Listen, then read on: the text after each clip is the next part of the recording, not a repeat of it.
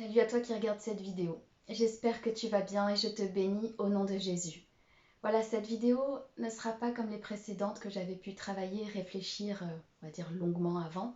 Celle-ci, elle est plus, on va dire, improvisée. Improvisée dans le sens qu'elle résulte à la fois de mes émotions, d'un sentiment, une envie de partage de ce que j'avais sur le cœur et de ce que je reçois là du Seigneur à travers sa parole.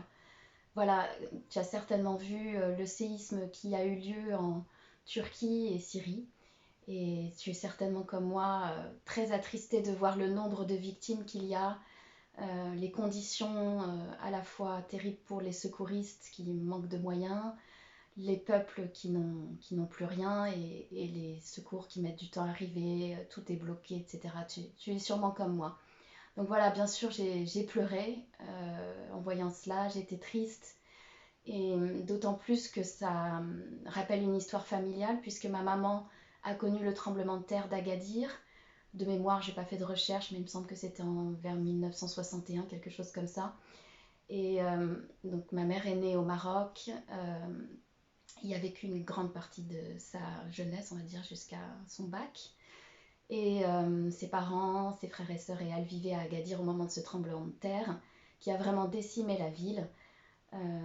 Mes grands-parents, ma mère et ses frères et sœurs ont eu la chance d'être sauvés puisqu'ils habitaient dans un quartier européen avec des bâtiments relativement modernes, mais ça n'a pas été le cas du reste de la population. Quand ma mère a pu retourner à l'école, je crois que la moitié de sa classe n'était plus là, certainement décédée dans ces tremblements de terre, et vraiment ça a été horrible.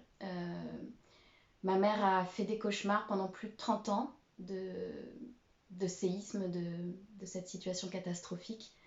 D'autant plus que c'est pas seulement tout perdre au niveau matériel, c'est aussi perdre des amis, la famille, pour beaucoup.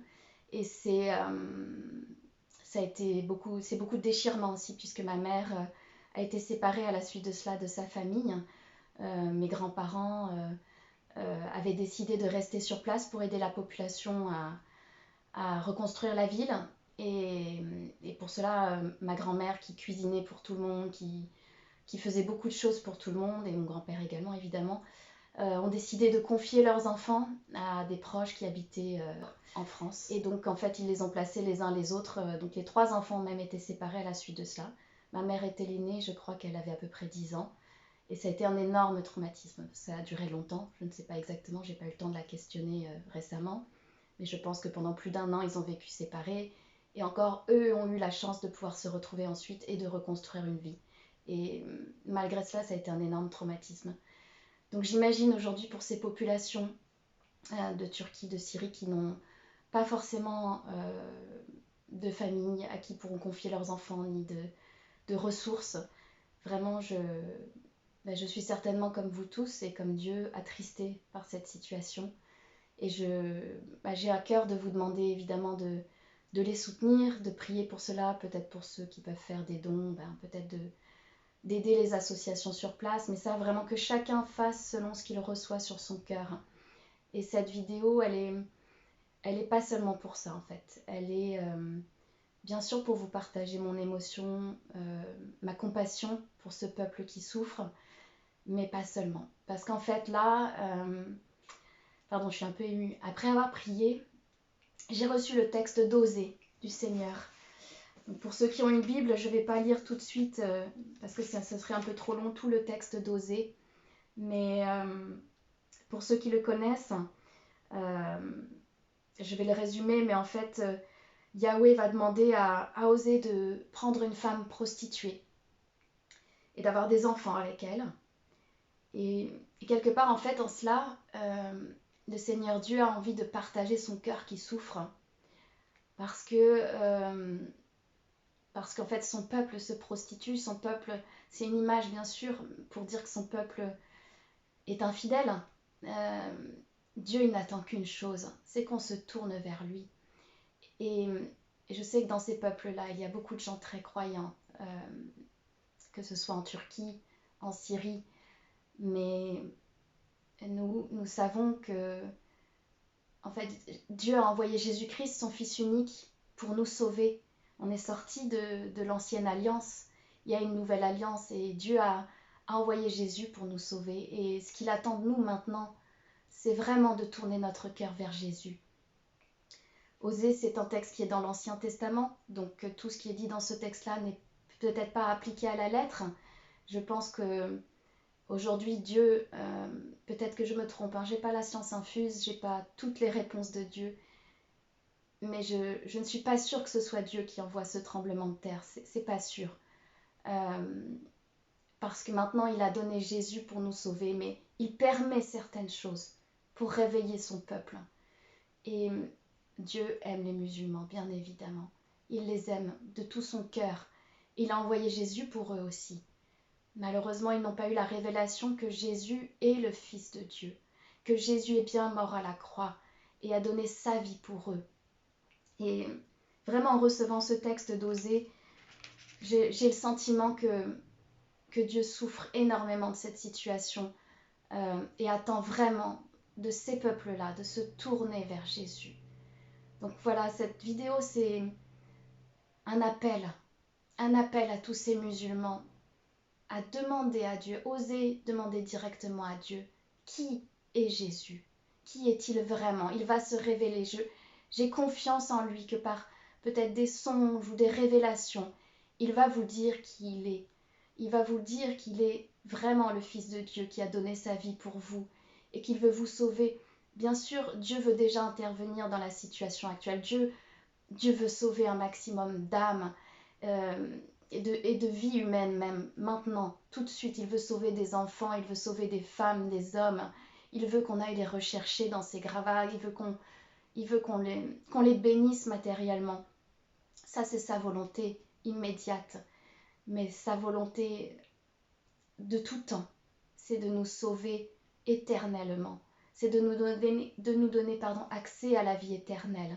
Et pour cela, Jésus a versé son sang. Et vraiment, relisez Osée, si j'ai le temps, j'essaierai de vous faire une vidéo avec la lecture de ce texte. Mais c'est un cri de Dieu à se tourner vers lui, vers son Fils Jésus-Christ, pour avoir le salut.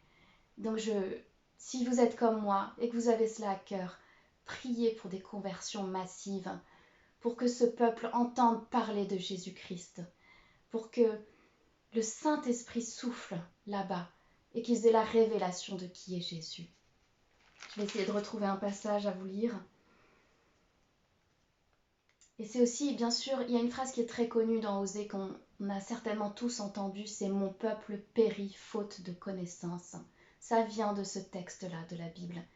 Et oui, lorsque l'on n'a pas la révélation de qui est Jésus, lorsque l'on n'a pas accepté totalement de mettre Jésus comme Seigneur de notre vie et de l'accepter comme Sauveur, alors, malheureusement, de ce que je comprends de la Bible et de ce que la majorité des chrétiens comprennent, nous ne sommes pas sauvés. Nous n'avons pas droit à la vie éternelle. Et voilà, ce texte Osée nous appelle à prendre Jésus-Christ comme Seigneur et Sauveur. Voilà, comme je vous le disais, c'est dans Osée que se trouve la parole que je vous ai citée tout à l'heure. Je vais vous lire un petit peu de ce chapitre. C'est Osée chapitre 4. Écoutez la parole de Yahweh, fils d'Israël, car Yahweh est en procès avec les habitants du pays. Il n'y a ni fidélité, ni amour, ni connaissance de Dieu dans le pays, mais parjure et mensonge, assassinat et vol, adultère et violence. Et le sang versé succède au sang versé. Voilà pourquoi le pays est en deuil, et tous ses habitants dépérissent. Jusqu'aux bêtes des champs et aux oiseaux du ciel, et même les poissons de la mer disparaîtront. Pourtant que nul n'intente procès, que nul ne réprimande, c'est avec toi, prêtre, que je suis en procès. Tu trébucheras en plein jour, le prophète aussi trébuchera la nuit avec toi, et je ferai périr ta mère. Mon peuple périt faute de connaissance. Puisque toi tu as rejeté la connaissance, je te rejetterai de mon sacerdoce. Puisque tu as oublié l'enseignement de ton Dieu, à mon tour j'oublierai tes fils. Je voulais revenir aussi à ce texte, Osée. Le chapitre 6 aussi nous annonce déjà Jésus-Christ, sa résurrection au 3e jour, la promesse du salut. Au chapitre 6, verset 1, « Venez, retournons vers Yahweh, Il a déchiré, il nous guérira. Il a frappé, il pansera nos plaies. Après 2 jours, il nous fera revivre. Le 3e jour, il nous relèvera et nous vivrons en sa présence. Voilà, j'ai pas de commentaire de ce texte, mais pour moi, c'est vraiment l'annonce de Jésus-Christ. Et je le reçois aujourd'hui comme tel pour ce peuple en majorité musulman. Tournez-vous vers Jésus. Et si on regarde la fin d'Osée, c'est aussi un appel à suivre les enseignements de Dieu. Reviens Israël à Yahweh ton Dieu, car c'est ta faute qui t'a fait trébucher. Munissez-vous de paroles et revenez à Yahweh. Dites-lui, enlève toute faute et prends ce qui est bon. Au lieu de taureau, nous te vouerons nos lèvres. Assur ne nous sauvera pas, nous ne monterons plus sur des chevaux, et nous ne dirons plus notre Dieu à l'œuvre de nos mains. Car c'est auprès de toi que l'orphelin trouve compassion. Je les guérirai de leur infidélité. Je les aimerai de bon cœur, puisque ma colère s'est détournée de lui. Je serai comme la rosée pour Israël. Il fleurira comme le lys. Il enfoncera ses racines comme le chêne du Liban. Ses rejetons s'étendront. Il aura la splendeur de l'olivier, le parfum du Liban. Ils reviendront s'asseoir à mon ombre. Ils feront revivre le froment. Ils feront fleurir la vigne, qui aura la renommée du vin du Liban. Éphraïm, qu'a-t-il encore à faire avec les idoles? Moi je l'exauce et le regarde. Je suis comme un cyprès verdoyant. C'est de moi que vient ton fruit. Qui est sage pour comprendre ces choses, intelligent pour les connaître? Droites sont les voies de Yahweh, les justes y marcheront, mais les infidèles y trébucheront. Voilà. Je voudrais vraiment, avec vous tous aussi, mes frères et sœurs, si vous le voulez, que nous nous mettions d'accord d'un seul cœur pour prier pour ces âmes. Seigneur Dieu, nous t'implorons, envoie ton Saint-Esprit d'une manière puissante sur tout le peuple qui souffre actuellement du séisme en Turquie, en Syrie, et même au-delà, s'il te plaît. Que ce tremblement de terre ne soit pas seulement physique, mais comme un tremblement de terre dans les cœurs, que de là se crée une faille par laquelle ta lumière puisse rentrer, ton Saint-Esprit puisse rentrer, la révélation de qui est Jésus-Christ.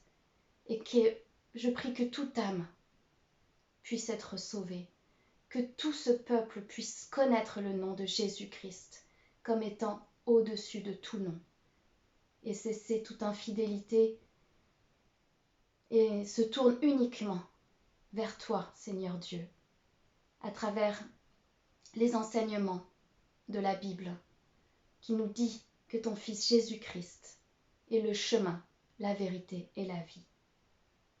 Amen. Merci mes frères et sœurs. Je prie aussi que vous soyez tous bénis. De tout mon cœur, je prie pour vous. Amen.